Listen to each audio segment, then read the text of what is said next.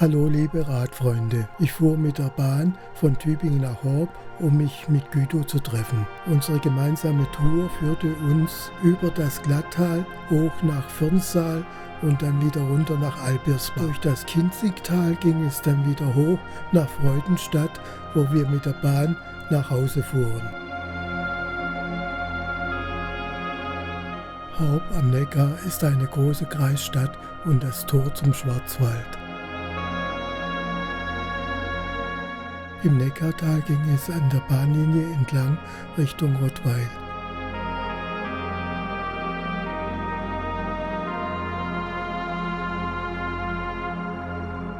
Wir kamen bis nach Ehlingen. Ab dort war der Radweg gesperrt, wir mussten auf die Hauptstraße ausweichen.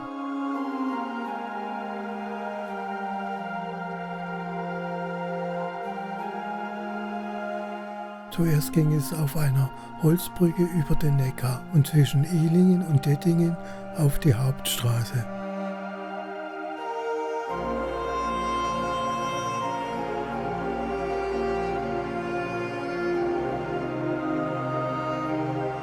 In Glatt angekommen fuhren wir zum Wasserschloss. Das Schloss Glatt ist eine der besterhaltenen Schlossanlagen Baden-Württembergs. Besucher können im Kultur- und Museumszentrum Schloss Glatt ein abwechslungsreiches Kulturprogramm erleben.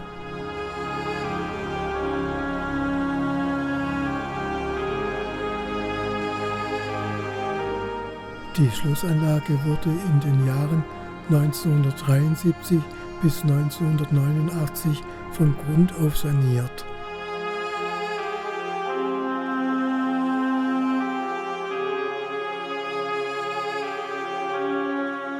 Hier im Schlosscafé gibt es die berühmte Schwarzwälder Kirschtorte.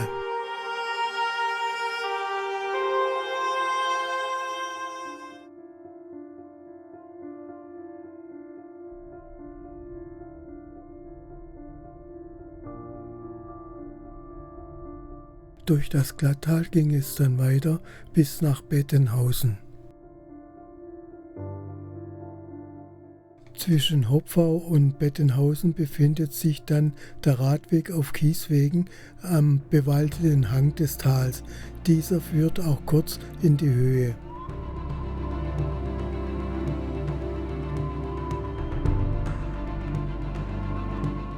Am Ortsende von Bettenhausen ging es dann ganz schön zur Sache.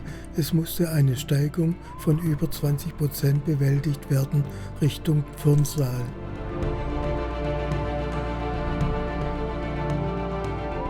Hier hat man nochmal eine schöne Aussicht in Richtung Glattal.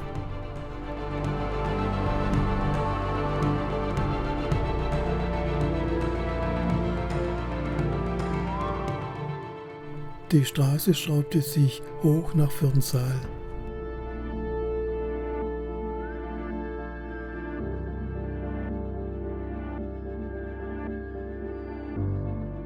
Firnsaal liegt auf 613 Meter über Meereshöhe.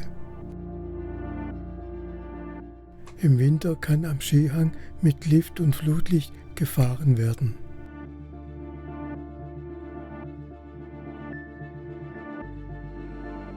Nach Firnsaal ging es durch ein Tal und ein Waldstück hoch auf die Anhöhe Richtung Betzweiler.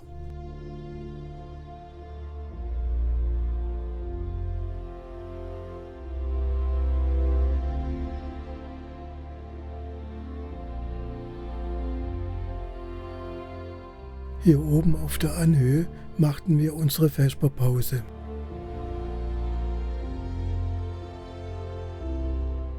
Güto musste feststellen, dass er seine selbstgemachten Fleischküchle zu Hause liegen lassen hatte, aber an das Bier hat er gedacht. Ich hatte aber noch ein Stück Cabanossi noch dabei, wir teilten es uns brüderlich.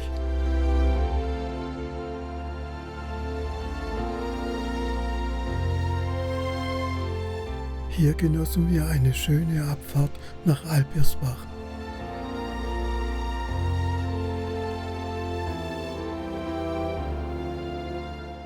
Alpirsbach, eine historische Altstadt, eine eigene Brauerei und ein über 900 Jahre altes ehemaliges Benediktinerkloster. Die Stadt Alpirsbach hat unzählige Sehenswürdigkeiten und Attraktionen zu bieten. Am Stadteingang von Alpirsbach fuhren wir dann links an der Aischbach entlang.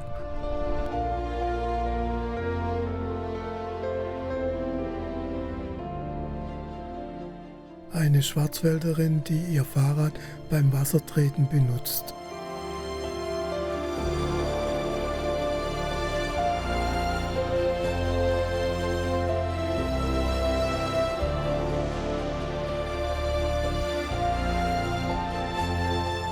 Auf der rechten Seite kommt jetzt das Kloster Alpirsbach mit der Brauerei.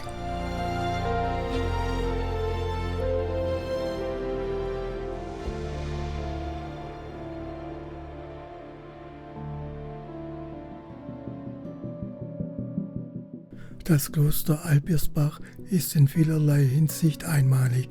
Es hat eines der wenigen im deutschen Südwesten noch erhaltene Kloster nach dem Schema der Hirsauer Reform. Darüber hinaus gibt es faszinierende Einblicke in den Alltag einer Klosterschule. Die Alpirsbacher Brauerei. Ein gutes Bier braucht 3 Minuten, ein besseres um die 900 Jahre. Seit die Mönche im Kloster Alpirsbach im Mittelalter begonnen haben, Bier zu brauen, gehört die traditionelle Kunst des Bierbrauens zu Alpirsbach, wie kaum etwas sonst.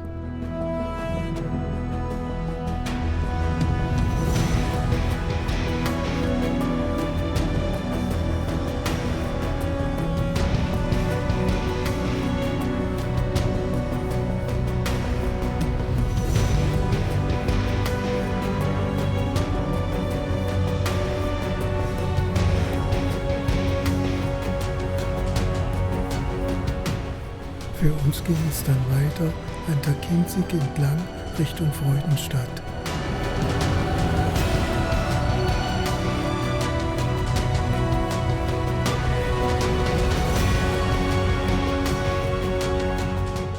An der Kinzig entlang durch den Schwarzwald ist sehr idyllisch.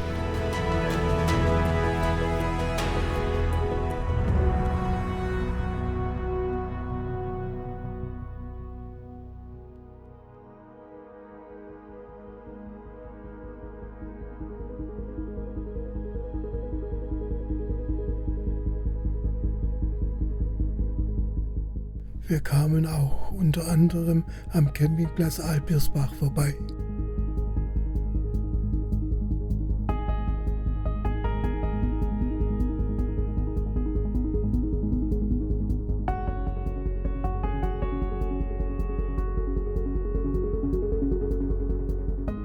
Es war eine sehr schöne Tour durch das Tal mit den vielen Höfen.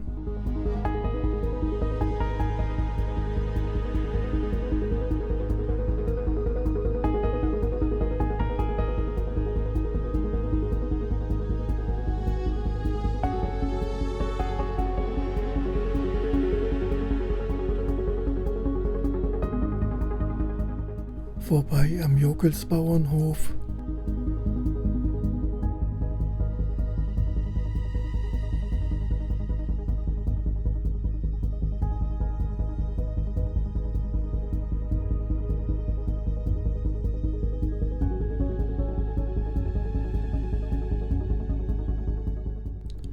Zum wunderschönen Vogtsmichelhof.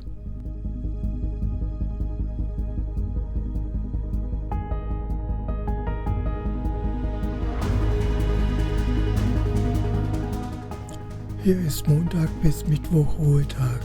Die Öffnungszeiten erst ab 16 Uhr und am Sonntag ab 14 Uhr.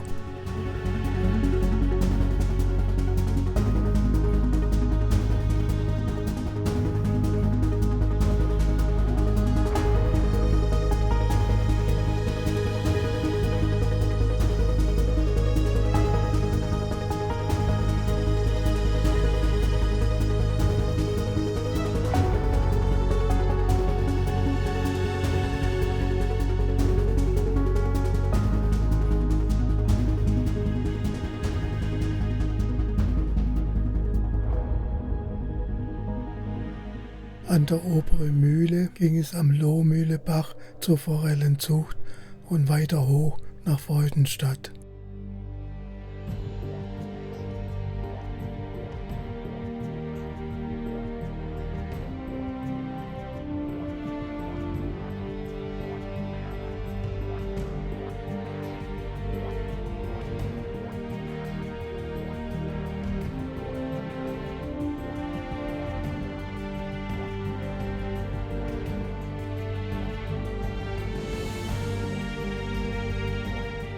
An der Lohmühle-Hütte ist dieses Tal zu Ende.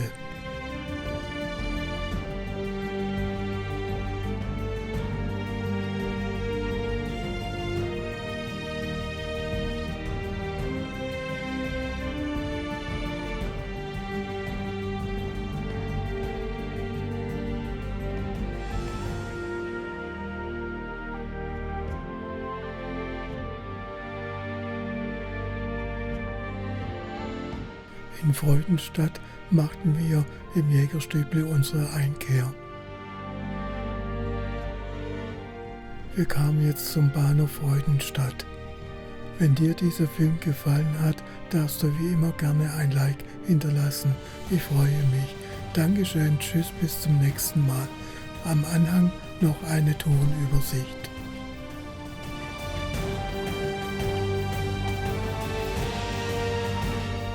Mit der Bahn auf der Heimfahrt.